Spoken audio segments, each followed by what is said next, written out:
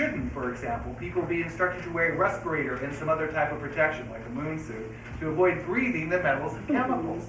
What utensils or chemicals are not advisable or are advisable for use in these kinds of situations? Should people not have their coolers on when cleaning? Should everyone else not conducting the air duct cleaning be evacuated during the cleaning? Are there any specific warnings about adverse health reactions? If you become dramatically ill while conducting this cleaning, what symptoms indicate a dose of heavy metals and what action should be taken? We would like these kinds of issues addressed in any publications that are delivered to the community or to the press. They have clearly, it's like they set people up for another disaster. They know there are hazardous levels of metals up there. They keep telling us we should clean our air ducts. I don't know how that any of us would be able to do that. I've talked to 2 different companies that originally called me because they said we want to give a group rate to the community. I explained to them what's up there. They go, we don't know what to do there, and they have never returned my calls since then. This is the kind they don't want to do it either. So again, when they're lobbying the ball into our court about what you should do, I'm lobbying the ball back saying these are hazardous chemicals. Why is it up to people? I mean, we have videotape of the firefighters out here being hosed down, and they were wearing moon suits and respirators. How come people have to have these chemicals in their house and they get to go without any training or equipment and deal with this? I raised that issue with him. Okay, and that's much of what we raised. The other one here, I think you might find this interesting. On page 6, you reference recommendations made by, quote, the South Phoenix Residents Association, end quote. Who were they? Can it be that despite the fact that a community group organized to deal with the problems caused by the QPC toxic fire, the concerned residents of South Phoenix has interacted with your agency for almost a year, you do not see fit to acknowledge it by its proper name? On page 9, ADB2 states, we are told that some residents have been advised not to clean their homes because of legal considerations. Who has told you this? When we have asked at our CRST meetings, no one has ever said that they said this to you or has ever heard these directions. And I'm awaiting, of course, a response from Director Fox. What we are saying is it's dangerous to go up there and try to clean them yourselves because you don't have a moon suit, you don't have the proper equipment, even the people that do won't do it. And it's not a legal concern at all. I mean, changing the cooler pads is about the best you can do right now. And we did have a program to help people change the cooler pads. Yeah, no, that's what I was going to ask. So would you suggest we do just leave them in or don't touch it at all? We have suggested all along that people change their cooler pads. We even bought some cooler pads that people couldn't afford them, and we had someone go and change them.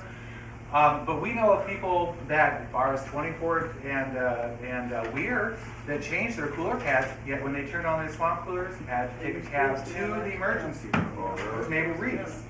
Okay, I mean, and she had completed the health survey 3 days beforehand and called us back and said, I am now in the hospital. This is going to be the next big thing we're going to have to grapple with because now we have doctors, finally, after a year. We have doctors, we have toxicologists, and we're going to send people back to the very same places where they're getting sick in the first place. Doesn't make a damn sense to me. Right. So this is the issue I'm going to be working with the next couple months. May I ask you a question? Yes, ma'am. How many of your houses has been examined and tested? Mine have not. That's why I'm asking all this time, and I'm on the list. How many of us in here that the houses have been examined and tested? How many? Please, There's one right here. One house. And I'm suffering. Well, there's people that's tested My out house is here. muddy. I need to get it out, but the excuse is if you move it, they don't see anything. Well, see, they Well, got well, one. if you move it, you might get it in your nose. That's what we're What concerned I about. did, how many houses has been tested? I'm about to. And you know my hand, I don't even have to worry about that. My God. So this is the thing. 13. If that's in here, 13 altogether. Very inadequate. and It's some a of safe them are just. assumption to say that your houses all have it. Yeah, but they're not, just because the house got tested doesn't mean anything happened there. They're still, They didn't do nothing to they them. didn't do anything. Yeah. They're still sitting in the contaminated house. That's conservation I there. mean, we don't even want testing anymore. We just want cleaning of every house. Forget the testing. Right. But who's testing water All right, talk about water. That's right, we're still boiling water. And the pans that I'm still using, that my mother and I are still using, it has gotten settled where we're coming up of layers. Even when we boil it, it is sad. And then on top of it, we have this nice little film that's coming up on top of like little bits and pieces of paper. Looks just like it. And I want to bring you expensive aluminum boiler when I do boil it. That's right. That dead is in the bottom and I can't get it out. It's no way. I mean, Why, cheap enough now, it's 25 cents a bottle. if I And it's can, good, I have 7 bottles in my house now, you don't have to boil it for okay, You here. do too in my I- house. Don't worry about that. If I might address some of that. Those who can't afford 25 And then cents. I Months boil it ago- for even the cook Go with. girl. Months ago, we had meetings where people Sorry. discussed their concerns about the water. People signed up, I faxed a list to the DEQ of people who claimed they wanted their water tested. They never tested. They never responded to it at all, okay? At the governor's office the other day, he asked, is there something wrong with the water? And they jumped right up and said, well, you know, it's been tested, everything's fine. There are places in the valley where there's bad water, but this one isn't so bad. And I think that as an organization, that one thing we can send them that same list that we have, that showed all these people wanted the water tested, they're very concerned, and ask that that be done again. But I do know that they turn it over to the city of Phoenix, and the city of Phoenix, their procedure is to flush out all the water mains and then test that water. Well, of course, because then they don't find anything. So, and they also don't test for it. We go to the doctor and come back to our same house. The other alternative would be, if people want me to, and now that I own a camcorder, maybe Fonz can volunteer, I don't know, is that people can, we can do a videotape and we go to different people's homes and they can show these kinds of things. A little videotape released to the governor. He's been the most reasonable of all these agency people. He was the one that turned on them, I think, during this meeting and said, he was horrified. When he found out that there'd only been a toxicologist involved for 10 days, I thought the man was going to jump out of his chair. He was like, what? Because they said, we have a toxicologist. Well, then she blurted out, well, I've only been on this for 10 days, and I certainly haven't looked at any of your health surveys. He was shocked. So I think he can be approached. I'll just say that.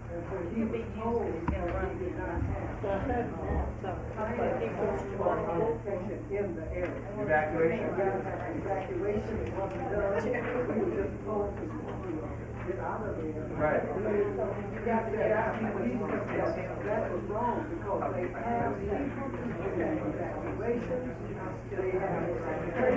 About the things that had not been done. Right. He had been misled. Okay. Really was. I have a list, all the surveys that were done, I have a list of all these people's names, addresses, and phone numbers. What I'd like to do is people who would like to make phone calls to these numbers is basically that they, I want some help calling everybody, because I want to call every single person who I have a name and phone number for and tell them, I'll prepare a script. If you want to sign up to make some phone calls, then I will deliver you a stack of files, either our health surveys, and you can call those people and say, I'll write a script, things you want to cover when you discuss this with them, and then return those back to me. That would be wonderful. Because I cannot call physically myself 2,000 people. It's just not in my realm of capability. I can talk a lot, but that's just beyond my capability.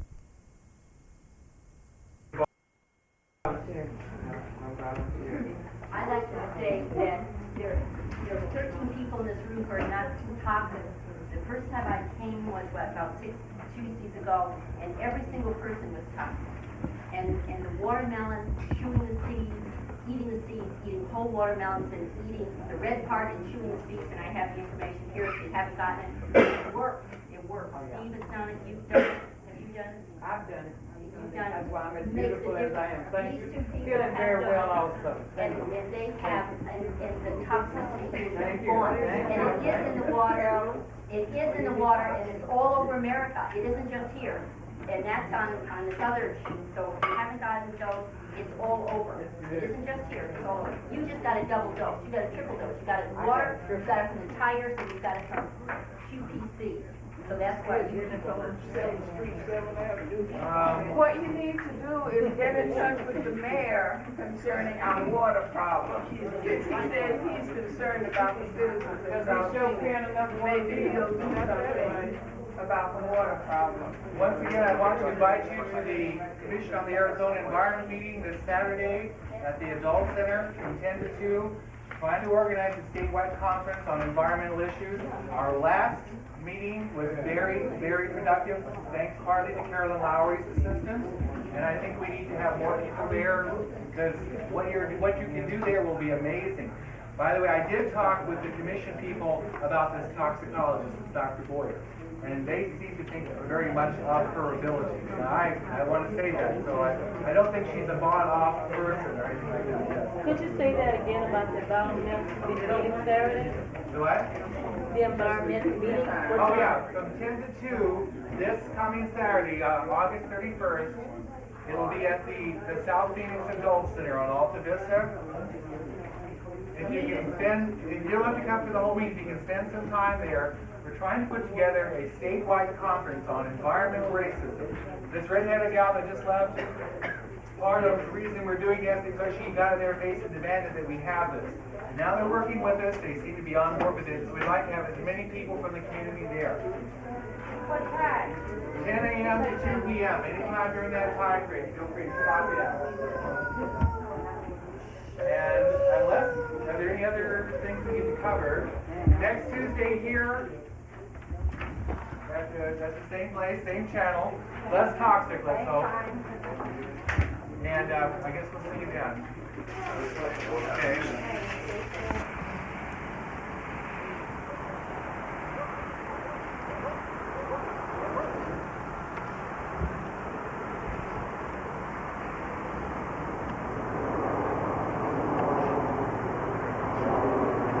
Oh, you might well put that down. You can put it down.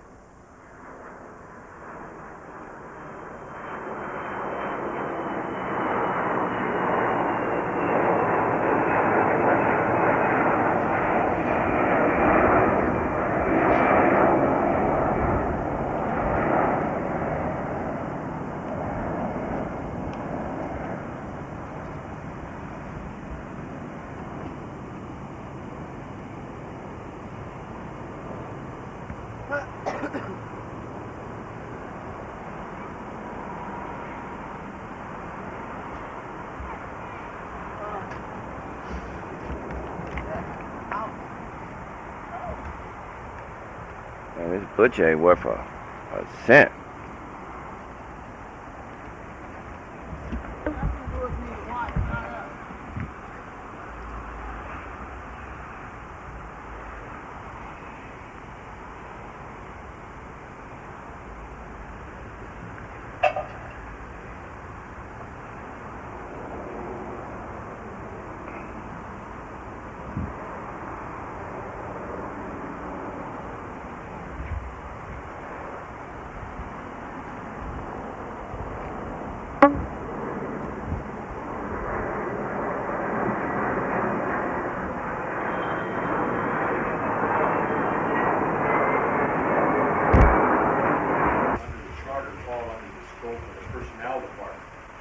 Because we are the largest department in the city, we take up almost between about 1/3 of the city's general operating budget funds go to the police department. We have our own bureau that works with personnel and trying to recruit police officers. And the sergeant that works in there is Sergeant Manuel Cota. He's not here tonight. He's put in there for a specific purpose besides his ability. He is an excellent, excellent role model for Hispanic youth. The recruiting officer that we have in there is Marcel Spalding. And I don't know how many of you know Marcel Spalding, but he also is a very talented individual, and he is a very positive role model for African Americans. And that's what we try to do. We try to put people, folks in there who go out and work with the community, especially minority communities, who project that role model that they feel they can work with.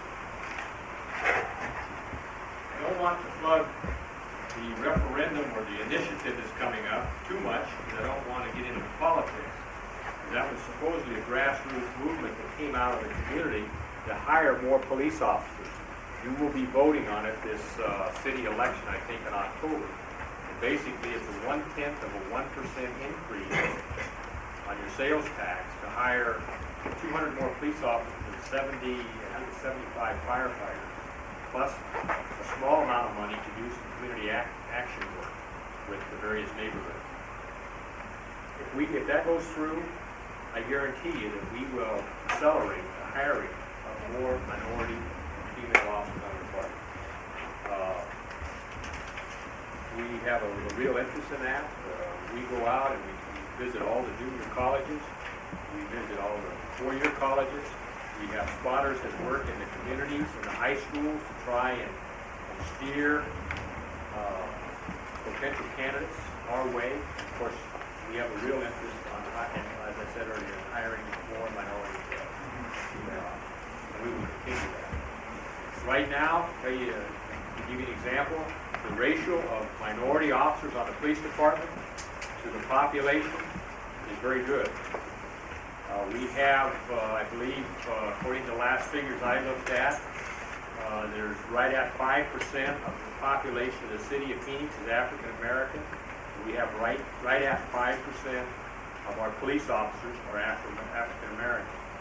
We have right at, I think, 20% of the workforce, I believe the figures they use, there's got to be people that are 21 years of age or older, are Hispanic.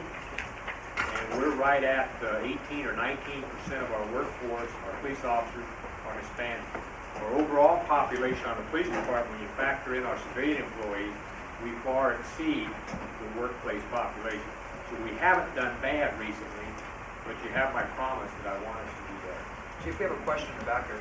Chief Gary, microphone on. I wanted to ask, how long has that policy been in effect, the one you just now stated? Hiring? Of the minority office. The policy has been in place for quite a while. We have policies, but the main thing is the emphasis, and I put a lot of emphasis on this in the last 2 years. Okay, it's just because we come to this question here about the placement of a minority. Apparently, everybody's got this concern, about not having enough minority officers in their communities. And if this policy is so, then it seems like maybe they're being placed in, neighborhoods that, like the minority, like in the Mexican section, we need more Mexican officers, and, they're not being placed right. Because I see a concern, here, because we're bringing it up now. Martha, but I don't know if I could legally force an officer to work in a particular part of town. I mean, I'm allowed to get my fanny suit off if I do that. I mean, we have Hispanic Well, why is officers. that? I mean, I think you should be able to, if you have that policy in effect, you should be able to spread them out according to where they're going to justify and do their job more properly and be able to help the people out. I understand your concern. Because in my neighborhood, there aren't that many Hispanic officers, and every time we do call for an officer, we have to wait until a translator comes. Well, that's not an issue. You don't necessarily have to be Hispanic to be able to speak Spanish. We need more officers who can speak Spanish, whether they be white, black, Hispanic, Native American, whatever they are. But we have some other incentives that we're working on to try and encourage our officers to work certain parts of town. But right now, we don't have the legal basis to force them to do it. Yeah, but you also stated just now, you stated that your officers would get upset with you if you placed them in these areas. I mean, you're supposed to be the one that's in control. You're supposed to be running the show here. That's a good point, Marty. What we're going to do now, because what we want to do is to cover everything in the limited time that we have here tonight. So all of us that are really concerned about what we're doing here, why don't you write those suggestions on paper here, pass them to me. I'll make sure that I pass them over to Carolyn and Gloria and all of us. And this is not the end of what we're doing. So we can't cover everything tonight. It's impossible. So what we're gonna have to do, that's a good point, Martha, and the chief's gonna have to come up with some answers, won't the chief? Okay? So what we're gonna do is just kind of keep it flowing here, because in order to keep it on track and give everybody a chance to view what to say what you want to say. Now let's take one more question on that particular issue. Okay, I'll just Do go we have right any down more? to the second question. Sure, question. Yeah. Now the second My name question. is Thomas Sam. Chief Garrett, she said she brought out a point about not having a Spanish officer out in the neighborhood. If you come in, you learn how to speak English, you won't need that interpreter to do it. You have to learn how to speak a little English so you can interpret the police officer. This will be a benefit to the police officer. When they have to have an interpreter, that's more money from them. So think about it. Learn to speak English. Oh, well, I speak English Well, I mean, perfectly, you but have to I'm get that saying interpreter. my area, see, I've been addressing my area. It's infested with illegal aliens. Well, when they get here, Hold learn on, how to speak hold on. English. And see, I've been addressing this issue for over a year and a half. And nobody wants to, none of these legislators want to come out there and clean up this area. So you have that problem of the infestation, you know, and the legislators are pronouncing that these people have rights, you know. I know. Well, you know, I was just answering his question. It's an excellent. Because I speak perfect English, and you know, I won't dispute that with you. And if we let everybody do what we're supposed to do, and I'm going to say something every time somebody speaks where I'm supposed to speak. That's why my name, I am Carolyn T. Laurie. So when it's Carolyn T. Laurie time to speak, I will be speaking for Carolyn T. Laurie. So now what we're going to do now is move on over to the second question that we want to address to the chief.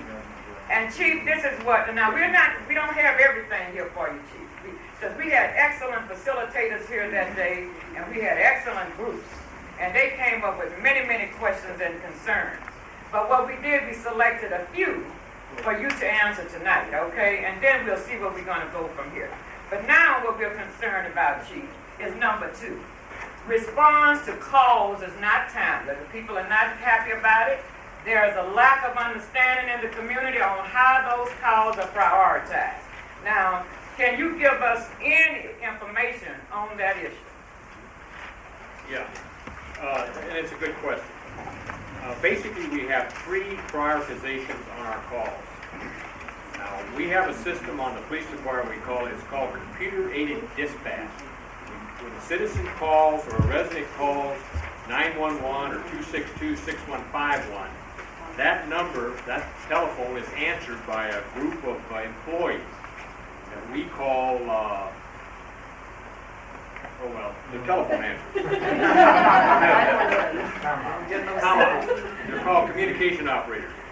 We have a lot of different titles in the police force. Anyway, they're called communication operators. They then ask certain questions that are up on a computer screen in front of them, hopefully so that they can make that decision as to the degree of severity of that call. And you got to remember, these are human beings, and if they don't ask, if the person that calls in doesn't give the right response, possibly that call could be prioritized lower than it should be. But basically, our rule of thumb is if it's a crime in progress, if you call and somebody's breaking in your house, or if somebody's breaking in your car, or in other words, there's a crime right there taking place, that is prioritized as our number 1 priority. And that goes out on what we call a hot tone, which announces it to any police officer in the area, whether he or she be a beat officer, or whether they be a detective, or whether they be an administrator, that is an emergency call and we expect them to roll on that call. That's a priority 1. Priority 2 calls are calls in which the crime has already taken place, or an accident, an automobile accident, but the degree of necessity for the police officer to be there right now is not the same as it is for that priority 1 call. Therein lies the problem, because that's a human call. Whoever that communication operator is that takes your call, if he or she doesn't elicit the necessary information to make that judgment, he or she is probably going to prioritize it as a 2 call. Now we're still going to respond in a hurry, but it doesn't have that emergency that the priority 1 call has. The third category of calls is a priority 3 call, and that's basically, say you've been on vacation for 2 weeks, you come home, you find your house has been burglarized, probably happened 2 or 3 days ago. Granted, you're upset, you want something done about it, but there is no real emergency to have a police officer there right now. Those types of calls, in other words, crimes that have already taken place, there's no danger to you or to another citizen, those are categorized as priority 3 calls. Now, we do have another call system, not a call system, but a kind of an addendum to that priority 3 call, and that is if you're calling and you don't want to see a police officer, you just want to report the crime because maybe your insurance company told you to or something like that, then we refer that back to a telephone officer, a police officer though, and he or she will call you back on the telephone and take that report over the phone.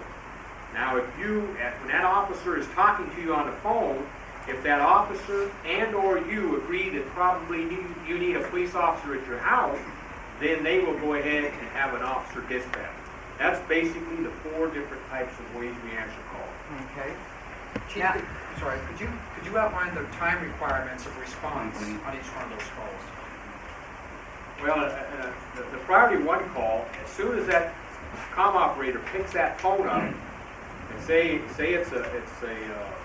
somebody breaking into your house, and say you scream into the phone, they're breaking into my house, breaking into my house. Well, we already have your address, because with our computer-aided dispatch system and our 911 system, we have the address of that phone. That's the nice thing about the system. They're one of the best systems in the country. And a lot of times somebody breaks into your house, they grab that phone away from you, and you haven't been able to have time to give us that address, we at least know the address. So we'll get somebody there.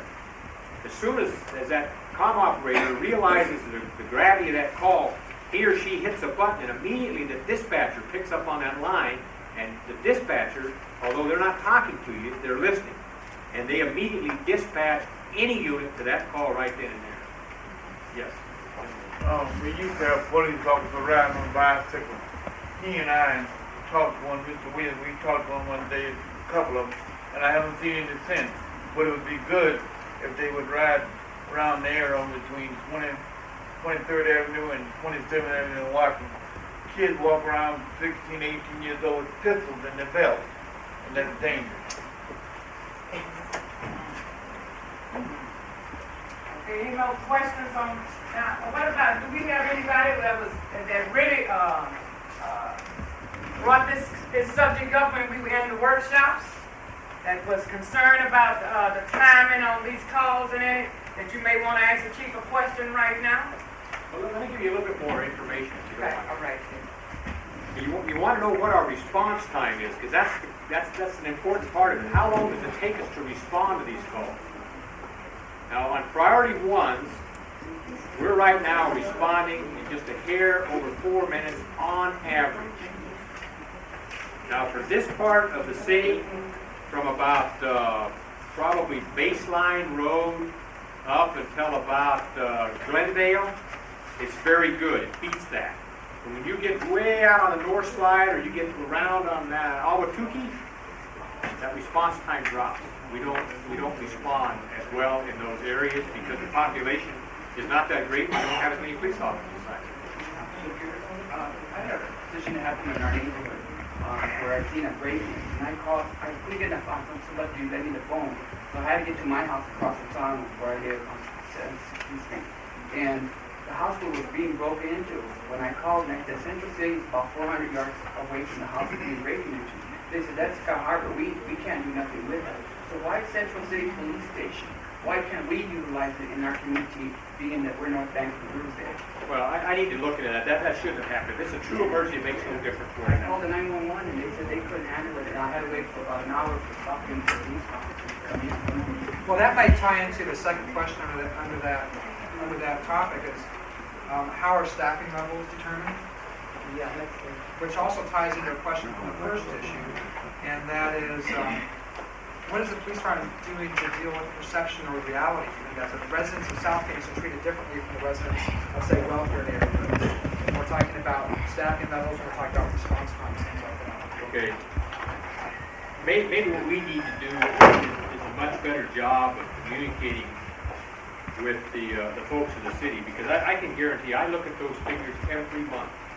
And our response time in the central parts of the city, and that's that area between probably Baseline and Glendale, like I talked about before, and from about 48th Street over to out into Maryvale, our response time in that part of the city is the best. The number of police officers we assign there is also the highest. And the reason for that is we assign our police officers based on a manpower allocation formula that's in a computer. It's one of the best in the country, and it's based upon the seriousness of the type of crimes in those neighborhoods. In other words, the more serious crime and the numbers of those serious crimes, those particular neighborhoods get more police officers. It's just that simple. We have, to be honest with you, if you live in Ahwatukee, or if you live on the far northeast side or the far northwest side, you don't have near the police officers, and your response time is not near as good. In fact, the response time in Ahwatukee, the northeast side and northwest side, I'm talking about up above the mountains, down below the mountains, you're talking about an emergency response time of 7 and 8 minutes per call, whereas in the heart of the city, it's about 4 minutes, or even less, probably about 3 minutes. When you average all those up, 3s and 7s, it comes out to a little over 4 minutes per emergency response. Question back Yes, I'm Gerald Davis, and I'm a community worker. I have a question. Here in the past, I've been in areas where the crime is very high, okay? And I've seen situations that were pretty startling, especially at the time when we really needed the police, but this was a situation that would have been impossible for them to be there on time. This could have meant a person's life. Fortunately, a gentleman shot around in the air. Well, when the police did arrive, they took him to jail for shooting around. This saved a man's life because he was being robbed. So at what point should the community actually get involved to help you guys without us being interrogated like we're criminals, you know? Well, that's a good point. Yeah. I don't know about why that gentleman was looking, although we do have an ordinance that you can't fire a firearm in the city limits. But you know, my hope, during the time that I'm the police officer, I'm the police chief, that I hope that in every part of the city, that if a police officer arrives at the scene of something, the crowd is there to support the police officer. And I don't know if we have time to get into it tonight, but that maybe is something we can save for a follow-up meeting. I am a very strong believer in community-based policing. Community-based policing, the key to that is probably more philosophical than it is anything else. It's that where that police officer or officers work with the community that they serve in delivering a quality level of service so that everybody's quality of life becomes a little better. And we got to work together on that. It can't be the police versus the community. It's got to be us. We got to be in it together. And I am a firm believer in that. Yes, dealing with that issue and then question number 2 about the... Tommy, will you identify yourself? I'm Tommy Taylor, I'm a teacher here in the community. Dealing with the perception reality that students in South Kings are treated differently, what I find is that younger officers are rude. They do not know common courtesy. And I'm not saying, I don't think I'm just singling them out. I think that we all recognize that with our younger generation, many of them are very rude. Students, retail clerks, they just haven't been brought up with good manners like the older generation. And even though you hired them and they come in and they didn't have good home training like they should have had, what can you do or what would you be willing to do once they are wearing the badge and they're on the city's payroll to ensure that they know something as simple as common courtesy, please, thank you, etc. I think this would help to alleviate a lot of problems. One of the things that we've done in the last couple of years, we put together a group of citizens. There's a good cross-section of citizens from all the various communities to go down and take a look at our curriculum, to look at those areas in which the lack of sensitivity on the part of the police officers cause problems for the department. And also to look at how much training we do in the area of cultural sensitivity, cultural awareness. The whole area of giving the officers the proper skills and how to communicate. And out of that session, which lasted, it took us several weeks to pull all the material out of the different, out of our curriculum. It was spread out throughout the 16-week academy. We came up with about 80 hours for our academy devoted strictly to those types of issues. The committee that looked at this came up with some good ideas on how we could improve that. We have since implemented that in the last 12 months. The problem is, because of the shortage of resources, we haven't been running that many people through our academies.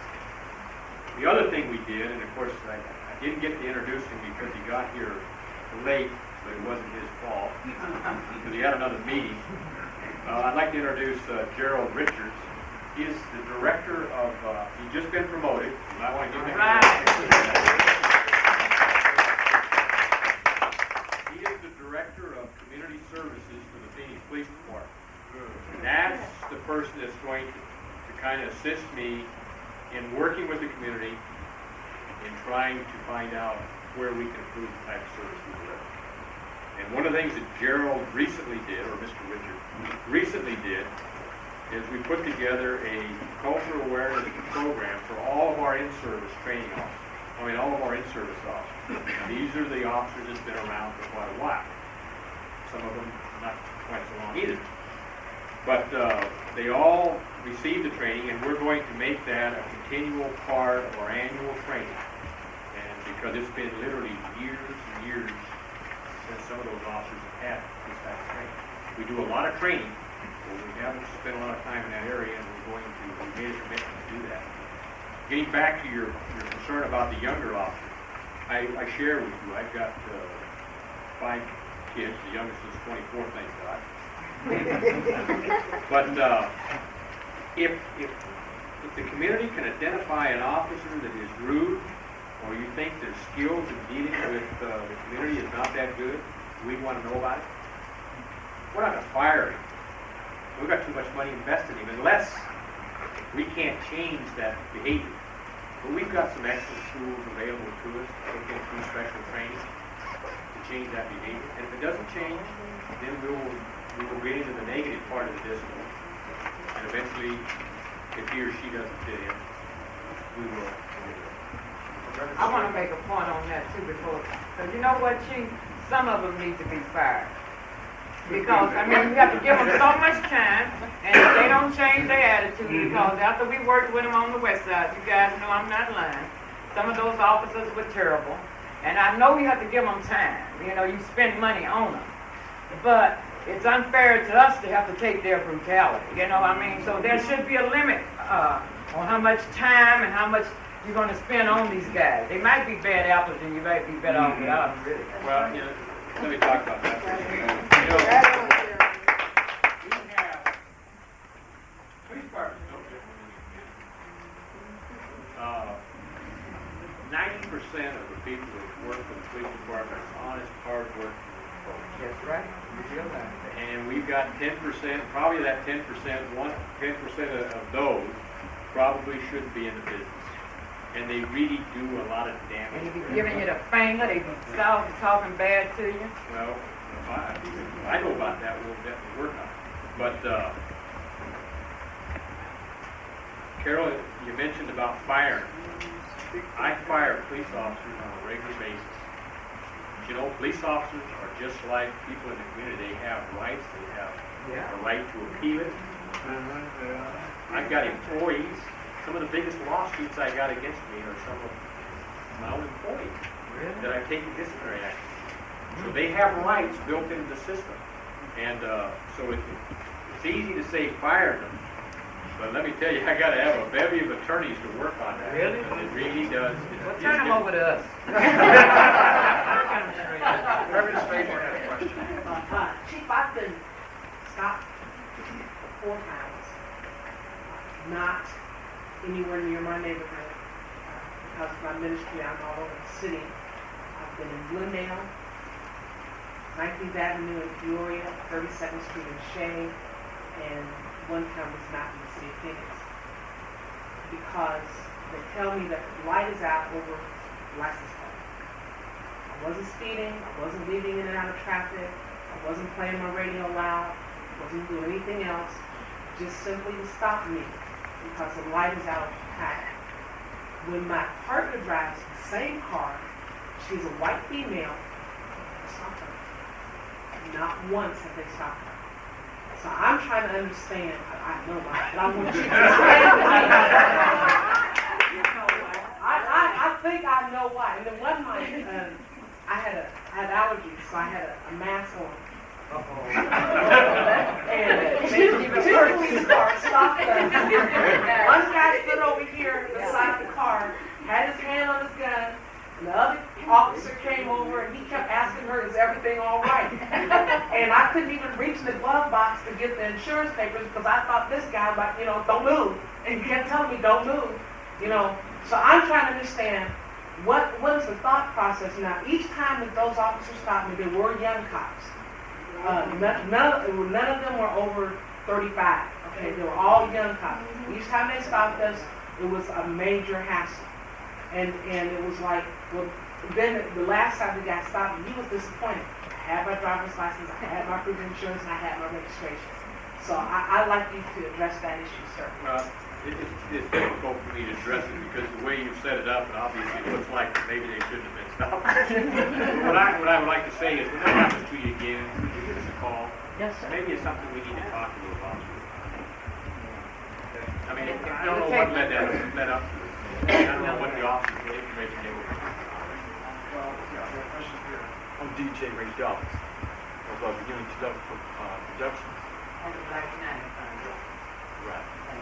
Okay. Now I seem to have some trouble as far as the cops too. Okay, I don't play my music loud. Okay. As far as that, when a police officer comes up on my property and harasses my people that are there to party. Now I'm wondering, how do I go about that to tell that officer, can he please leave my property and stop messing with my people? It's kind of a difficult thing to try to answer because if there's a complaint from the neighbors that the music's too loud, I mean, you may not think it's too loud. Right. And the officer may not even think it's too loud. But when there's a complaint, the officer has to respond. And usually what they should tell you is, hey, we've got a complaint from a neighbor. We don't want to tell you who the neighbor is because we don't want you to go there and get in a fight with your neighbors. But we'll usually tell you, hey, we got a complaint, the music's too loud, so we turn it down. And they seem to have a problem, as a young man myself, when I ask them for their information like they ask me, they shouldn't have a problem with that. Because I'm very serious when it comes down to a cop asking me my identity. And I want to ask his identity, and he refuses not to give it to me, then that's when the trouble starts. As far as me trying to get his information, and they feel that, they want to start something with a young black man like me. Yes, I'm militant, yes I am. But as far as that, I want to let them know at the same time, you give me respect, I give you respect. And that goes for anybody I deal with. That goes for the cops, the judges, it can be anybody. Give me respect, and I give you respect. Because I don't respect no man. You don't respect me. Well, it seems like, to me, and we're going to move on to, ooh, that's kind of hot. Wait a minute, I have another question. I have a question. I mean, and I'm sure he needs some answers. Question on this issue. Okay, this is this issue. Right on this issue. Right here, I have an envelope just full of tickets. Now, I just want to know, when I present my insurance to an officer, why is it that he looks at the insurance and then he still writes me a ticket for no insurance? Okay, and then why is it that a guy gonna stop me for no violation and just give me a bunch of tickets? Just because my duty and my job as a citizen is to watch you guys. Because I'm a citizen. I'm a veteran. I'm a very intelligent person. And all you police is a bunch of robbers, thieves. You done stole from the black community, and you guys know it. I have a letter there from a gentleman up north. He's a white gentleman. He calls the police. Guys were shooting at him. He couldn't even get a response. There's the letter. Okay, but I just want to know about all these tickets that I'm getting. When I give the guy the insurance, I still get a ticket for no insurance.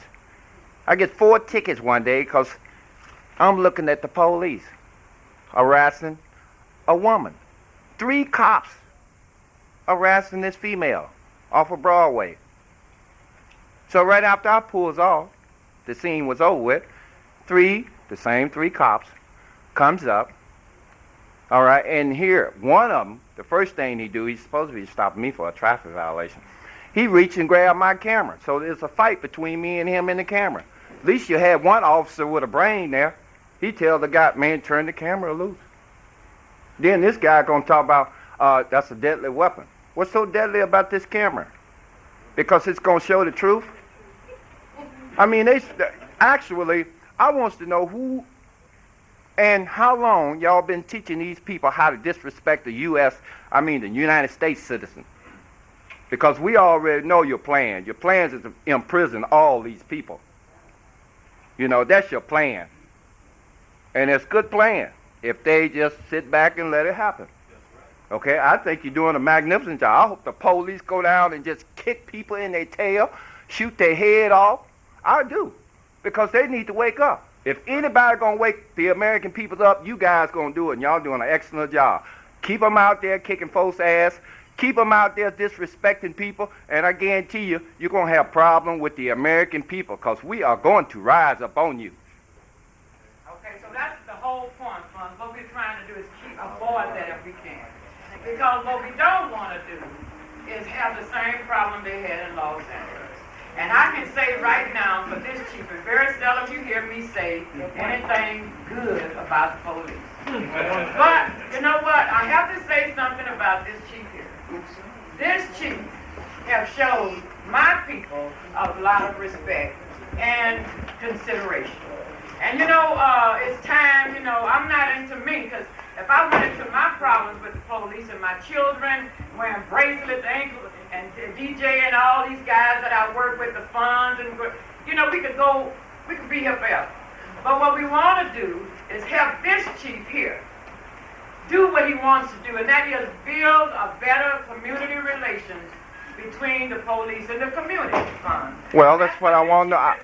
I just want, Miss Laura, I just want the chief to answer this priority.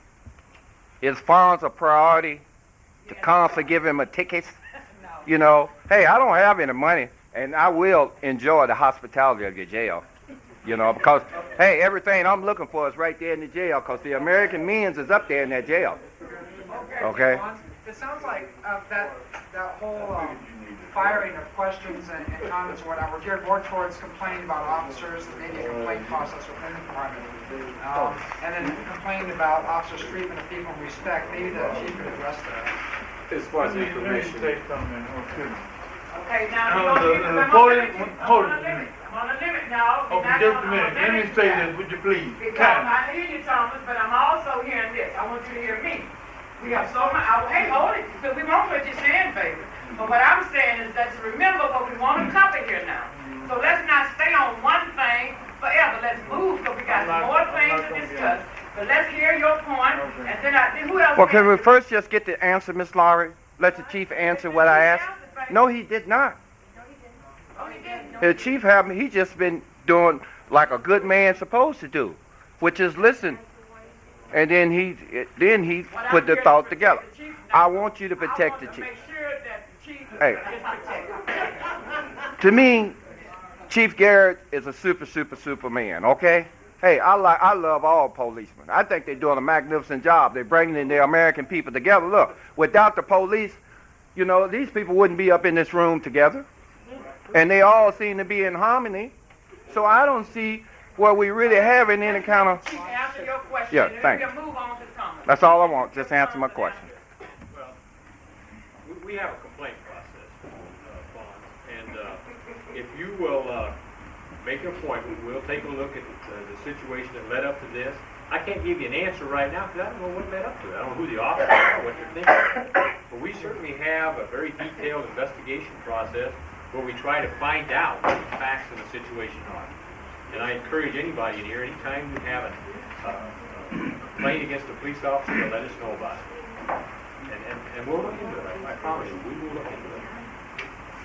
Okay, Thomas. I Thomas, wanna say DJ this, Martin, that'll be the when end the of police, it. let me say this. I don't care who you are, when a police officer stops you, if you represent yourself, respect him, he'll respect you. I don't see any reason why he shouldn't, because I've done it, and I treat him like a man, but I get close enough to him to talk to him, and I look him direct in the eyes. I tell him who I am, I give him a driver's license, whatever they want, I give it to them, and it'll be no hassle. If you respect them, they'll respect you, the way I've learned to do. Thank you, Mr. Sims. DJ Dollar. Okay, as far as that information, asked about their identity, as far as badge numbers. Okay. As far as getting the officer's badge number and his card number, just information on the officer who's giving me a hard time. You know, I shouldn't have to go through any trouble trying to get that information from him. He didn't go through any trouble getting his information from me. I feel that I should, you know, have the same. It's our policy that if you want the officer's name and his ID number, he or she's required to give that to you. Thank you. That's good information. The number on their badge is really the number on their badge is just a badge number. You need to ask for their name and their serial number. Okay. Every officer that comes out of the police department has a You serial better number. listen, because this is important information. You may be stopped when you get out of here. What's that thing? All right. All right, Martha. Martha, you had a question? Yeah, just real quick, I know Chief Garrett mentioned just in response to what Juan's, the question he presented to the chief, and Chief Garrett responded with a response of saying that there's a grievance process and there's also an investigating team that investigates these incidences. And I just wanted to know if we were going to discuss this, because I know that was a major concern at the last meeting, the practice of immediate supervisors investigating complaints against officers. Yeah, And, Martha, that's our third issue. So okay, let's just go right in. okay, I just wanted to see if that was going to be brought up. Okay then. Third issue that was addressed at the community meeting that we had on the 25th was there's a need for increased localized citizen participation in the review of police actions, commonly referred to as citizens police review boards and things like that. Some of the solutions that were brought up by the community during the meeting were adopting community policing, hold regular meetings between the community representatives and precinct officers, community involvement in the selection of neighborhood officers, establishing a citizens review board, citizens organizing neighborhood groups to patrol areas of high concern, citizens encouraging more active participation in neighborhood fight back programs, make the Citizens Academy more accessible to community folks. Citizens need to become more supportive of each other in self-policing and community supporting communities. Other solutions included increased community parenting, do not be afraid to tell, continue existing programs with youth and add additional programs that give youth a positive picture of the police. The citizens need to create a better environment in which to work with the police. So they recognize that communication was a two-way street. Neighborhoods need to take the initiative to invite the police to take part in the community functions and establish a police disciplinary review board committee composed of 3 board representatives from each city council district. Those are some of the solutions that came out of the brainstorming of our last town meeting. And some of the questions that we have for the chief is, has the police department considered the formation of an independent citizens review board on police actions? Okay. Let me tell you, we are the only police department that I know of in the state of Arizona that has civilians on our review board. We have a list of 80 civilians, good cross-section from the Hispanic community, the African American community, the Native American community, the Asian community, and the Anglo community. 80 folks. Now what they do is they're on a rotating list, and every time we have a disciplinary review board meeting, 2 people are selected off that rotating list. And they have to come in, and literally some of our investigations, I kid you not, are that thick. Now, hopefully, if you're on one of these committees, you get investigations that thick. But you have to go through those investigations